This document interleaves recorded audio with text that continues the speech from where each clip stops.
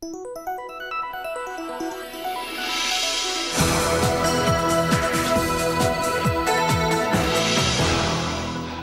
bien, aujourd'hui, nous retrouvons le héros de l'histoire, de notre histoire, le Fils prodigue, lors de son retour à la maison du Père. Et nous allons être témoins d'une des plus belles scènes de réconciliation de toute la Bible. Il se mit donc en route pour se rendre chez son Père. Comme il se trouvait encore à une bonne distance de la maison, son Père l'aperçut et fut pris de profonde pitié pour lui. Il courut à la rencontre de son fils, se jeta à son cou et l'embrassa longuement. C'est ces paroles que la Bible nous rapporte de ce moment important. En réalité, c'est le moment crucial de cette histoire. Comment le Père va-t-il réagir au retour du Fils prodigue? Est-ce qu'il va l'engueuler pour sa gaffe? Le texte nous dit qu'alors qu'il se trouvait encore loin de la maison, le Père l'aperçut. Est-ce par hasard que ce père a aperçu son fils ce jour-là? Bien, probablement pas. On peut penser avec raison que, jour après jour, ce père scrutait l'horizon lointain dans l'espoir d'y voir la silhouette de son fils bien-aimé. Ce qui est certain, c'est que ce père était toujours rempli d'amour pour son fils. Même si son fils l'a abandonné, même s'il est allé se vautrer dans la boue la plus sale, jamais l'amour de ce père n'a failli pour ce fils ingrat. Ce passage nous démontre jusqu'à quel point Dieu nous aime. Peu importe où nous sommes et ce que nous faisons, Dieu attend avec patience que nous nous tournions vers lui dans la repentance pour nous réconcilier avec lui. Ce passage nous démontre que quand nous faisons un pas vers Dieu, en réalité, Dieu en fait deux vers nous. Cette histoire racontée par Jésus nous dépeint une des plus belles scènes de réconciliation de toute la littérature biblique et même de toute autre littérature. Vous savez, la réconciliation est une des plus belles expériences qu'il a été donné à l'homme d'expérimenter. Selon le dictionnaire Petit Robert, il nous est dit que la réconciliation, c'est l'action de rétablir l'amitié entre deux personnes brouillées. C'est se remettre en accord, en harmonie, c'est remettre en accord et en harmonie deux personnes qui ont été brouillées.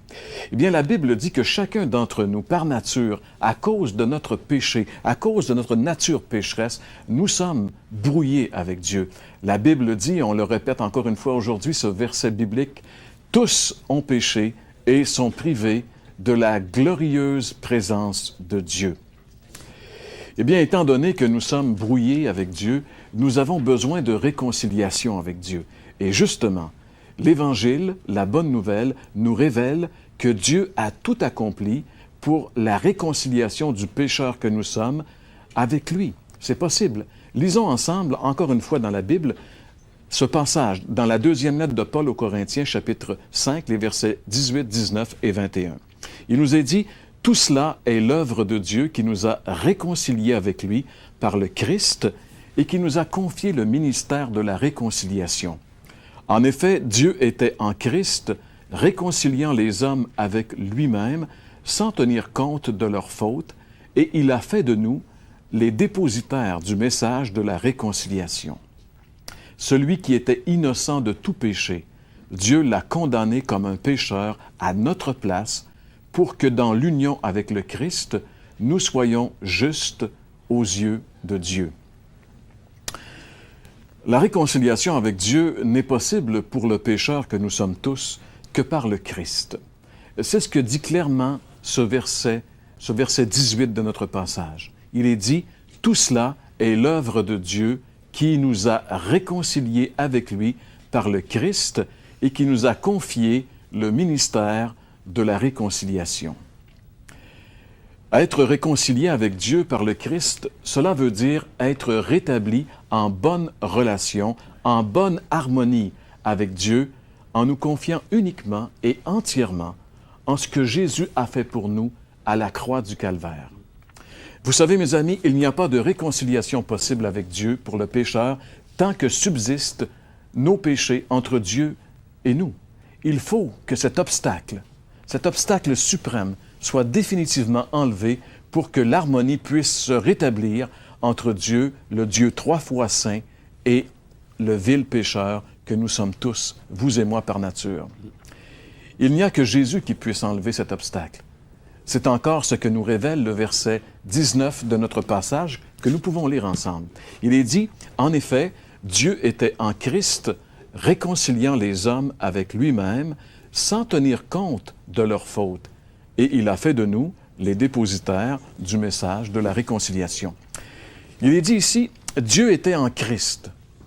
Et ça, c'est lui, Jésus-Christ. Jésus-Christ, c'est Dieu qui est en Christ. Dieu homme, qui accomplit l'œuvre de la réconciliation. Comment est-ce que Jésus a accompli l'œuvre de la réconciliation? Eh bien, la Bible nous dit qu'il a accompli cette œuvre en mourant sur la croix à la place des coupables. Jésus réconciliait les coupables que nous sommes tous avec Dieu. Pour que les pécheurs que nous sommes par nature puissent avoir le privilège d'être réconciliés avec Dieu, d'être sauvés, d'être pardonnés de tous leurs péchés, affranchis du péché, bien, il fallait que la justice de Dieu soit satisfaite et que quelqu'un paye la note. Eh bien, la Bible dit que Jésus l'a payé à la croix pour vous et pour moi. C'est là l'œuvre grandiose et merveilleuse de notre salut. Jésus, Dieu fait homme, seul juste, seul saint, le seul parfait.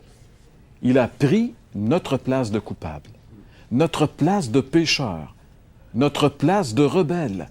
Et là, sur la croix infâme, il a été recouvert de tous nos péchés et il a subi le juste châtiment divin que méritaient nos péchés.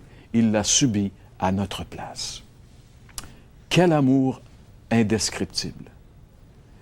C'est exactement ce que la Bible dit dans le passage que nous avons lu et que nous pouvons même relire dans la première lettre de Paul aux Corinthiens, chapitre 5 et le verset 21.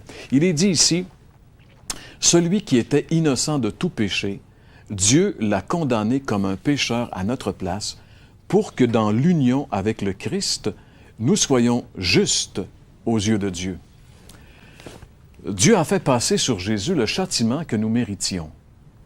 C'est pour cela qu'il peut nous réconcilier avec lui sans porter atteinte à sa justice. Quelqu'un a payé pour vous et pour moi. Et ce quelqu'un, c'est Jésus. Mais pour que nous puissions bénéficier de ce si grand salut, pour jouir de cette réconciliation, il faut l'accepter personnellement. Vous savez, mes amis, la réconciliation, elle est personnelle. On doit personnellement, chacun d'entre nous, comme le Fils prodigue, prendre la décision de venir vers Dieu dans la repentance et dans la foi en Jésus. J'aimerais vous poser la question, est-ce que vous l'avez fait? Avez-vous réalisé que nos péchés, que vos péchés, que ces péchés-là nous conduisent tout droit en enfer, et cela pour l'éternité? Avez-vous réalisé que vos péchés, que nos péchés nous conduisent, nous rendent ennemis de Dieu et que nous avons besoin de réconciliation? Savez-vous, mes amis, que nous sommes en brouille avec Dieu à cause de nos péchés? Eh bien, en tout cas, vous savez maintenant que la réconciliation est possible et qu'elle n'est possible que par la foi en Jésus, c'est-à-dire en s'abandonnant entièrement entre les mains de Jésus. Aimeriez-vous expérimenter ce que le Fils prodigue a expérimenté ce jour-là? Être serré dans les bras de Dieu. C'est possible, mes amis. Si vous reconnaissez votre état de pécheur et que vous demandez à Jésus de vous purifier de tous vos péchés par le sang de sa croix. Quand Jésus est mort sur cette croix, la Bible dit que tous les péchés de tous les pécheurs de l'humanité ont été déposés sur cette tête juste et sainte. Le seul juste qui a marché sur cette terre a accepté de porter vos péchés et d'être jugé à votre place. Jésus a été cloué à la croix à votre place. Pensez-y un instant, mes amis. Il a dû payer ce dur châtiment. Il a dû endurer cette douleur, et la douleur la plus terrible que Jésus a endurée, c'est d'être séparé de son Père, alors que mes péchés et que vos péchés étaient sur lui. Chers amis, passez pas outre à la croix. Prenez quelques instants pour réaliser que Dieu vous a tellement aimé qu'il a accepté de donner son Fils. Que Jésus vous a tellement aimé qu'il a accepté d'être cloué à la croix à votre place.